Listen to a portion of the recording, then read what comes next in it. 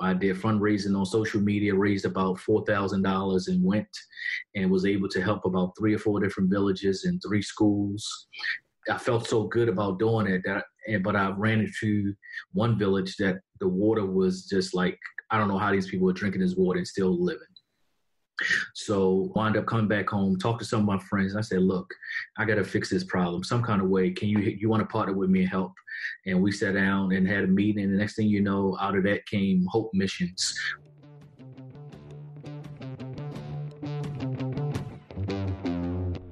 You're listening to Donnie Success Champions, where I believe everybody is on a journey. Life is all about the stories you can tell and teach later. You're going to hear the stories of people who have overcome hardships, failures in life to find success along their journey.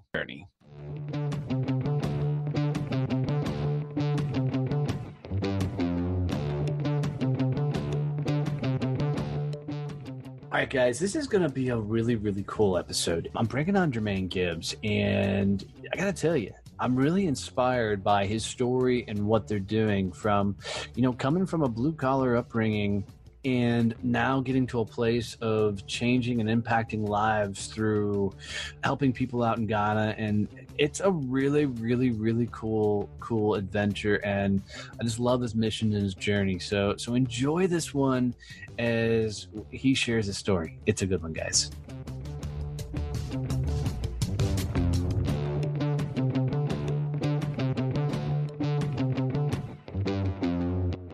All right, guys, going to be another killer episode. I'm bringing on Jermaine Gibbs, man, and this dude's got a really, really cool story, so I'm looking forward to this one. So I'm Donnie Boivin. This is Donnie Success Champions. Jermaine, my new friend, welcome to the show, brother. Please tell us your story. Oh, man. My name is Jermaine Gibbs. I'm from Baltimore, Maryland. I'm actually from the streets. I'm from the hood. But thank God for my grandmother. She exposed me to traveling at a very young age, and that kind of stuck with me. She was very strict, kept me in the house. So, of course, as soon as I got old enough to hit the streets, I wanted to hit the streets. Got caught selling weed in school, got locked up the first time. Then I was like, oh, this is not for me. I'm still trying to dip and dab a little bit more. And then I realized, okay, this is not for me. Went and got me a job. Did a couple, I started out in housekeeping and cooking in the kitchen. All those low working for a living. Right, minimum wage jobs. And then I actually got my CDLs, and I drove for about 7 years. I did charter bus service, as well as my last job. I was working through a healthcare agency, the logistics manager, pretty much making sure that all the hospitals that we had contracts with was getting their equipment, because we dealt with labor delivery, all the pans and all the surgical equipment. That's what they did. And then I left there in 2010, and I started playing around really hard with photography and got some doors to open up really early for me. A couple years down the line, I decided that this is good, but it's starting to be overwhelming, so I need to bring some other people on. So I created a group called the Unique Eye Group, and right now it's about 180 photographers that's a part of the network, and it's from all over the United States and a few outside of the United States. And what it is, when I get jobs that I can't do, we call it farm it, but pretty much subcontracted to another photographer. And my focus have been for the last couple years is just weddings, and really travel photojournalism is kind of where my heart is. But about 3 years ago, I was hired to go to Ghana to document a church's trip there that was doing revivals. And I seen some major issues happening there. And I was like, I got to come back and try to figure out a way to do this. And I decided the next year, with 3 weeks of planning, to go back by myself. I did fundraising on social media, raised about $4,000 and went and was able to help about 3 or 4 different villages and 3 schools. I felt so good about doing it but I ran into one village that the water was just like, I don't know how these people are drinking this water and still living. So wound up coming back home, talked to some of my friends, and I said, look, I got to fix this problem some kind of way. Can you want to partner with me and help? And we sat down and had a meeting, and the next thing you know, out of that came Hope Missions, which is officially a nonprofit this past June. And we actually went there in March without having a nonprofit, but we raised about $13,000, and we went to Ghana and built a well in one village. And in another city, we adopted a school where we actually gave out 15 laptops. We built 3 bathrooms because the students was just literally just releasing just in the wilderness. And I was like, how can somebody do that and then go back and try to focus back in school without and feel a certain kind of way? And now what we've been doing since then is we all have adopted a teacher because it's a very small school. It's only about 80 students, about 7 teachers. So we currently pay their salary every month. Oh, wow. Wow. So you're literally a dude that grew up in the school of hard knocks, blue collar life. And how the hell did you find a camera in the first place? I mean, was it something that, you were going along, you pulled out probably back in the day, your flip phone and like, I'm going to take a picture of that and fell in love? I mean, where did that start? So I actually was gifted a camera when I was probably about 10 years old by my grandmother. And I was the kid that just always, back then there was film, and always ran around just documenting everything. And I would run and get the film developed, and they'd say, okay, come back in an hour. In about 48 minutes, I was back saying, is it ready yet? They said, no, not quite, come back. But to me, like a good kids friend, nowadays don't understand the whole film, development process. They had no clue about film. Yeah. So you're literally running around taking pictures and just fall in love with the process, but that's 10 years old, man. I mean, then you go through, of course, like most of us in our youth, did some stupid things, got in a little bit of trouble, right? And, try and figure it out by doing whatever job we can get our hands on, right? Not approaching life like we're trying to learn something. We're just trying to make a buck. What point was it that you were like, I just can't keep living this lifestyle. I've got to do something different? Because I didn't want to be a product of my environment. And I know that because of traveling and seeing different things, that I knew it was way more out here. And I felt like somebody in the family has to step up and show not just the family, but just the people in the neighborhood that all things are possible if you just believe in yourself and really don't take the easy way out. Let's go the route that most people don't travel, and let's try to figure out a different route that's not the easy route. And that's kind of what I did. That's awesome. That's awesome. And then, you were hired to then go to Ghana, which Ghana's gotten a lot of play in TV and everything else with the gold mining shows. And wait, it's Ghana or Guyana? Those are two. No, Ghana. Okay. So 2 different countries I'm thinking of then. And go down there, and like what happens in a third world country, I mean, once you get exposed to that, you're never going to walk away from it because you want to throw a helping hand out there. You dove in head first. What was that experience like the first time you stepped off a plane and, you realize where you're at? Oh, man. To be honest, it was, so I didn't know what to expect because like most people, you only think of Africa as what you see on TV. Right. And most of what you see on TV is wild animals running around and nobody have clean drinking water. And it was just so many indigenous people, all that. Right. Right. But actually, when I stepped off the plane, and I was like, you just got this instant feeling that it was just like love in the air. And just literally the first person that greeted you was like, how you doing? And that it was just the energy. And it was just like nothing but positive energy. And then the people that met us to come pick us up, they were just so full of love. And I was like, wow, this is not the Africa that everybody's portraying on TV. Right. So now you were out there on a church mission. Is that what it was? Yeah, it was a church mission. And you were there just to document, what they were doing. Exactly. And then somewhere along the way, your heart gets pulled a little bit and you're like, I got to do something more. What possessed you to go back by yourself? Because, I got people that are listening to this right now going, dude, that guy is freaking crazy as hell. To go back and by himself. I mean, you're not a special forces trained guy. You're not a, survivalist, anything. You're jumped on a plane, fly into Africa to try and change some people's lives for the better on your own.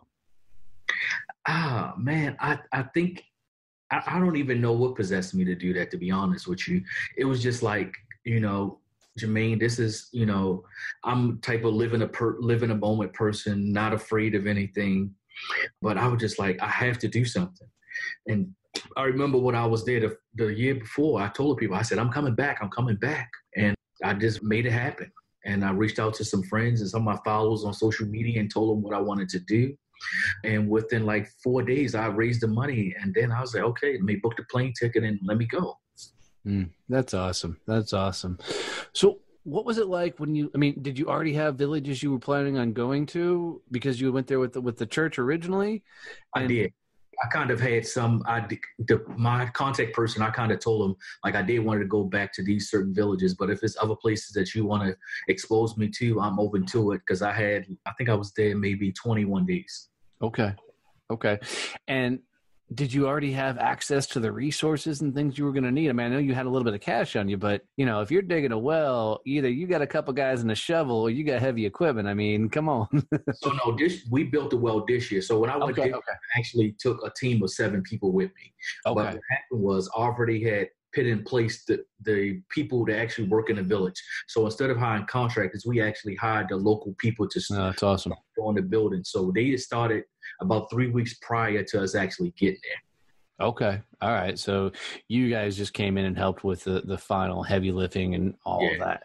So, I mean, somewhere along the way, I mean, you actually were empowering this village to how do I say it without coming across like a jackass, but to step up their game and do more for their village. I mean, of course, you were financially helping them out and doing that, but that's huge. I mean, you're impacting lives for generations by, upgrading their way of living and way of life.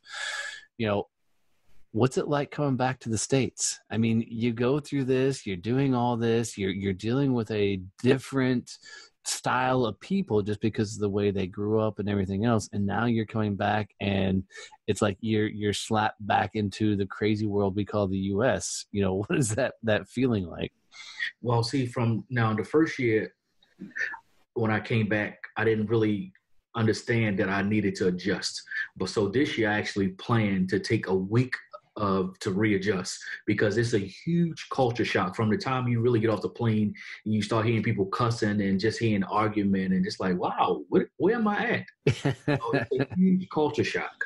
And then just to see some of the things that go on, and you turn the news on and hear these stories, and I'm like, man, it's amazing how these people have nothing, but the love and how they treat each other goes so far compared to the people here in the States. Don't realize how truly blessed they really are, and they just constantly complaining and just doing things that just don't even make sense. Like, if I could take 100 of these people here and drop them off in the village where I was at and bring 100 of those people there and bring them here, I mean, I think it would just be something that it would definitely be life-changing on both sides. Yeah. For it will probably open up those people's eyes to realize, like, wow, I'm really blessed. When can I go home? Because a lot of times you don't have electricity. I've had to not take showers. If I take showers, cold showers, but I try to take in the middle of the day because the water tank is on top of the actual house. So the heat is warming up the water, and that's what I'm showering with. But it's other times that I literally had to wash in 2 buckets. So when I go, I do I want the authentic experience, not this 5-star hotel and all that. And then I'm going to have a car come pick me up, and then I'm going to come be working in your village. Like, no, if I'm going to be all in, then I'm going to be all in. Right. And it's interesting. I remember my first time going out of the country, and it was when I was in the Marine Corps, and the culture shock alone was mind-blowing.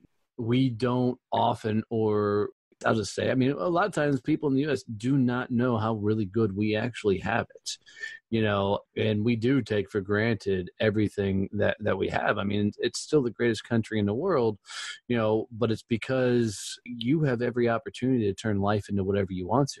Not every country gets that luxury, to do that. So I really love the fact that you've gotten that opportunity, and I love your plan. I really wish you could swap 100 for 100, because you want to make massive change. You've got to shock the system for people, and that would be an ultimate way to shock the system for people. So now you've gone back 3 times? Yep, I've been 3 times. Okay. And what's the continued mission? Are you guys going to go and continue building more water wells? Our project for this year, for 2019 actually, because we're not there yet, is to purchase some land, because actually where we built the well at, the people are still living in huts. So we want to purchase some land, tear those huts down, and build them real homes. But not just build them homes, but a lot of them have great skills. So they're like cutting down wood and carpenters and all that. So we want to provide them with the actual equipment. So they can now, a job that would take them 3 days to do, they now can probably do it in a couple hours. Because we don't want to just give them, but we want to actually let them be sustainable and create their own money. Because, we don't want to, if we just keep giving and not expecting anything of them, then we're handicapping them. So we realize, no, we don't want to handicap them. We want to actually give them the resources and the equipment they need so they can sustain themselves. And then once they do it, our goal is, okay, now you want to teach the next set of people. And if we keep constantly doing it, then we can make a major change, and we can really take over an entire village and really change the village. And not only that, change the mindset of the people, because that's the biggest thing that's killing people is the mindset. Yeah, I love this, Jude, because so often charities step in and they just help, right? They give them food, they give them clothes, they give them all this. And I love it. I'm not knocking it, but you're not changing the mental game when you do that. You're not giving them the skills to sustain. It goes back to, you give a man a fish, he eats for a day. You teach a man to fish, he eats for the rest of his life. And I love that you guys are taking the approach of, we're just helping supply assets so they can build, their world and create a sustainable lifestyle. That's a beautiful thing that I wish more people would embrace. But, we live in a society in the U.S. where everybody wants a handout. And when that handout comes, you don't learn anything. And so the only thing you know how to do is ask for another damn handout. It's wild. How many people do you have going with you to help out on these things now? So it's about 8 of us. Okay. And guys, girls, it's actually half and half. Oh, that just naturally work out, or do y'all have some girls who are like, look, y'all ain't going without me, damn it. So no, actually everybody brings something different to the table. So we have one of the ladies is our finance person. Other person is in charge of the logistics and getting everything mapped out. But at the same token, they always no, we're going to help. Hey guys, it's Donnie here, and I just want to let you know that we've recently launched a content development company, and this company helps people get social content. You need to put out a lot of content nowadays to get engagement out there in all your social platforms. Well, we've come up with a really cool way to help you get videos, blog posts, memes, social posters, and infographics for whatever social site you need. So check us out at successchamps.us and learn more about how you can get social content for your social media.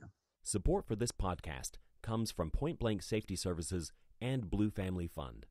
Point Blank Safety Services does safety differently. We know everyone is on a journey, and we want to make sure you get where you're going safely. Professional, trained, ready. There's really no comparison. Here's why hiring Point Blank Safety for your next project will make all the difference and save you huge amounts of stress and hassle. Point Blank Safety Services provides certified, uniformed police officers for a full suite of armed guard services. Don't leave the safety of your project to chance. If you're ready to make sure safety truly comes first for your next project, then visit us at pointblanksafety.com.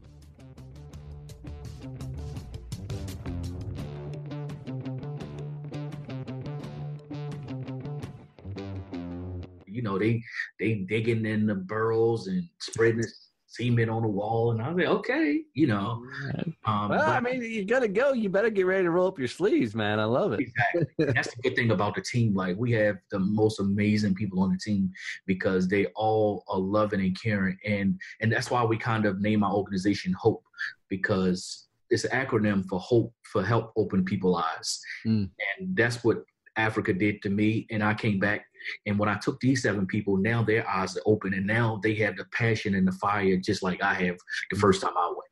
I love that. I love that. What are people around you saying? You live in Baltimore, which, you know, if you visited Baltimore, is a great city as long as you stay right in the Inner Harbor. I mean, come on. I've been there several times, and man, you step too far out of the Inner Harbor and things get a little rough around the edges. And, you know, you're flying to a third world country and helping the people out there. Are you catching flack for that at all?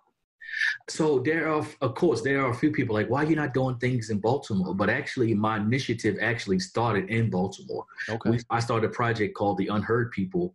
It was really something I created on a photojournalism, just to kind of have a better understanding and to share to the people in the area about homelessness. But actually, after like the second day, it touched my heart. And next thing you know, me and another friend, we started buying clothes. We started doing a lot of things. But just in a little bit of time of being out there, we helped so many people. We helped actually people get people off the street. We was putting them in hotels when it got extremely cold, you know, and we actually built that foundation there before I actually went to Ghana. But, you know, as I tell everybody, God gives everybody a different mission. And some people mission are from Baltimore, and every time I get a chance to help, I will help. But then there's certain people that God just pull on that's bigger than Baltimore, that you have to understand that, you know, that you're on a more of a global, you know, because I can, you know, some people are afraid they're just not going to go to Africa and do the things I did. But, you know, God trusted me with that vision, and now I want to continue to carry out that vision. Right. So it really is beautiful, man. I freaking love this. So I'm assuming you're taking your cameras along for the ride and documenting the journey of everything you guys are doing. Yes. You know, how do people find those pictures?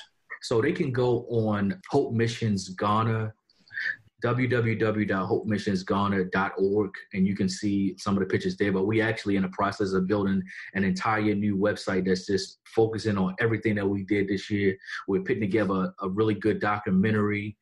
We have an Instagram, Hope Missions Ghana, where we post some stuff there so they can kind of follow the journey and stay abreast of what we're doing.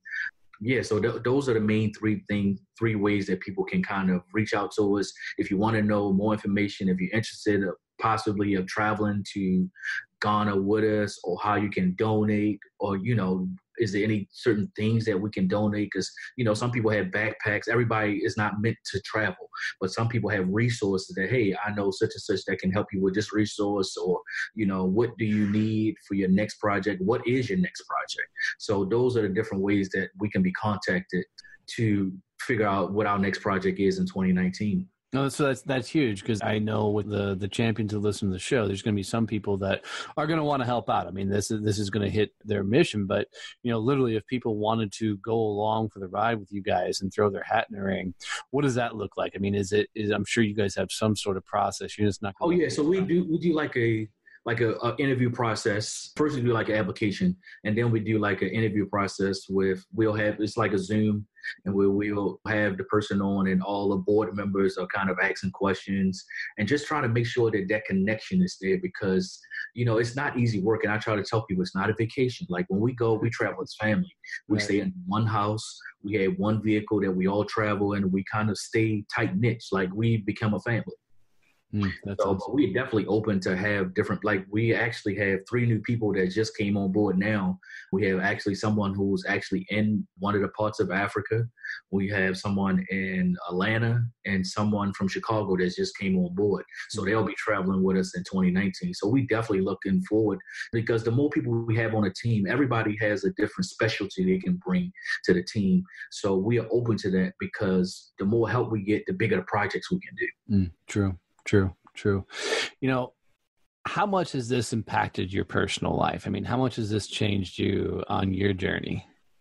Oh man, it definitely made me a much better person. Like I've realized, and I was just on vacation last week, and I'm just sitting back relaxing, because I really don't get to do that much. And it just kind of, it allowed me like, wow, you know, I'm really blessed, because I really haven't complaint since I've been to Africa. So that's major, because a lot of people, when things don't go right, you kind of tend out of habit to want to complain.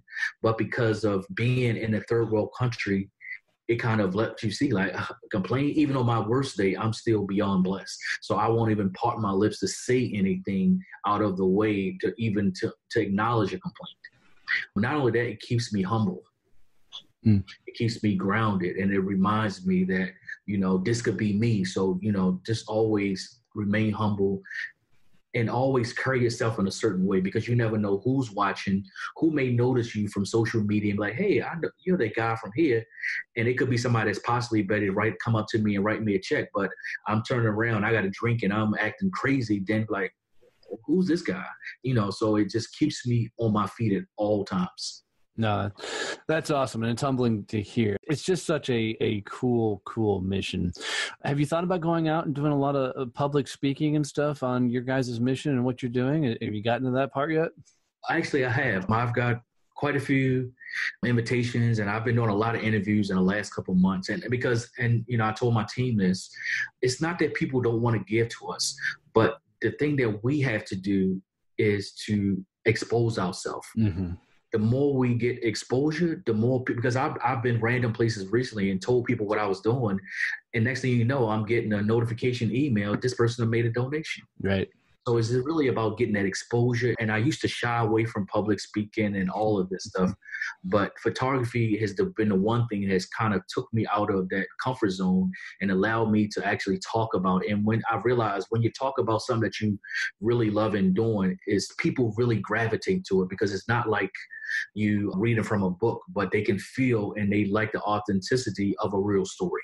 Right. Dude, that's awesome. I think you popped in my head. Are you teaching, photography to some of the people in Africa to try and give them a skill set? Because I'm sure you've seen the social media stories where, people have sent cameras over and turned them into photojournalists and things along those lines. Are you guys doing any of that, since you guys have still the passion for photography or anything? Yes. So actually, and it's crazy because we actually have, we on a team, we have 3 photographers, 1 videographer, and actually one person on the team just started doing photography just out of the love and seeing how I was documenting everything. So, but yeah, we are definitely, I think not this year, the first year I was there, I took my drone. So I had a group of kids that I was showing them how to fly the drone. And they'd never seen anything like that before. So they just amazed. Actually, it's like the whole village is just coming around like, what in the world? So they just amazed by that. But I actually have had a group, maybe about 10 elementary school kids, teaching them photography and the basic skill set and things like that. But yeah, I've been talking to some photographers there who want to actually put together some classes while I'm there. So I said, I don't have a problem doing, you just let me know the dates, so that way I can work around the days while I'm there to make sure that we can definitely do it.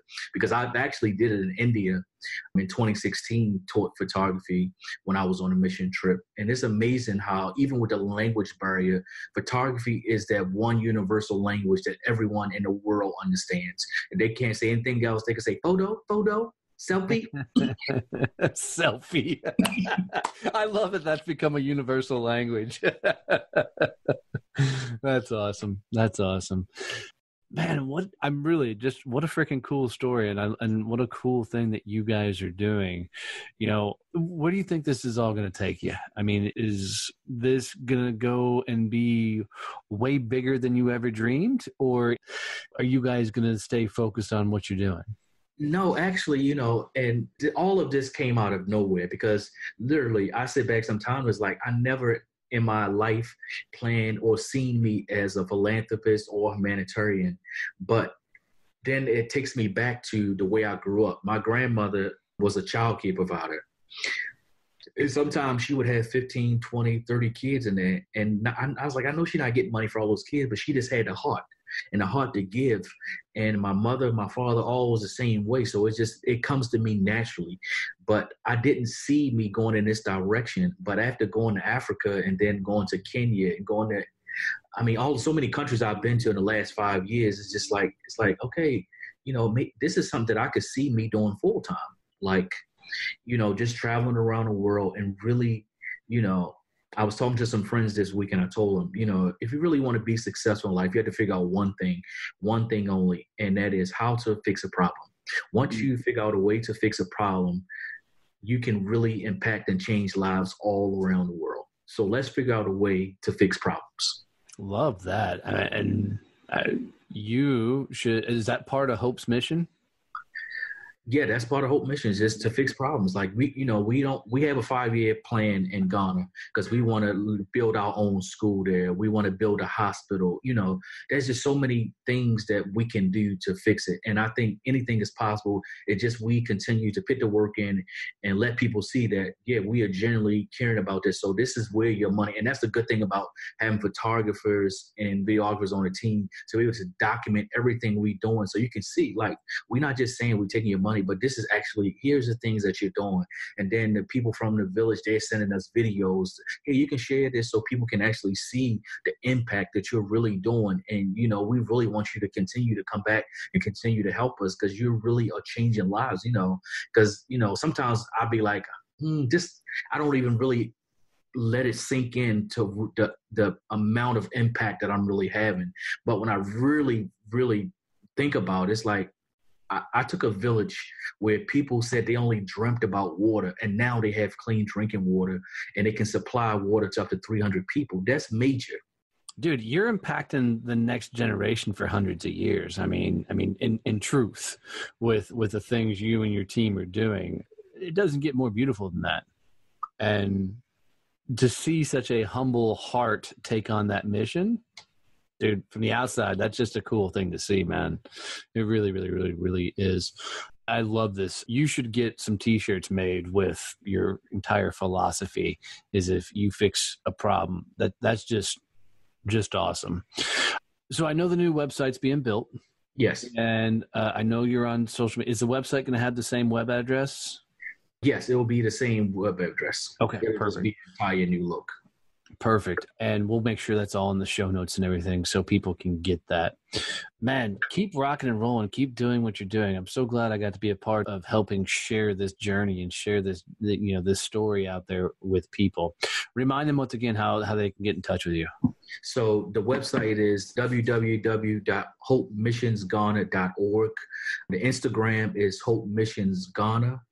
You can follow us on all those sites. You can actually follow me on my personal site because I'll be posting a lot of inspiration. I post a lot of inspirational stuff, daily inspirational stuff, and just kind of different journeys that I've been going through in my own personal life. And as a photojournalist is J_unique_eye. And you can follow my website is JermaineGibbs.com. Very simple. Yeah, very simple. I love it. Well, Jermaine, here's how I like to wrap up every show, dude. And this has been a hell of a ride. Thanks for letting me be a part of it. If you could leave the champions that listen to this show with a quote, a phrase, a saying, a mantra, something that they can take with them on their journey, especially if they're stacked up against it and going through it, what would be that quote or phrase you would say? Remember this. Remember this. I should have forewarned you. I stumped some people with this one. I think I would like to leave people with one super simple thing, and that is just always remember all things are possible and never let where you come from determine where you're going. Love that, dude. That's 100% the truth. Jermaine, thanks, brother, for coming on, and thanks for sharing your story. Oh, thanks. I appreciate you having me on.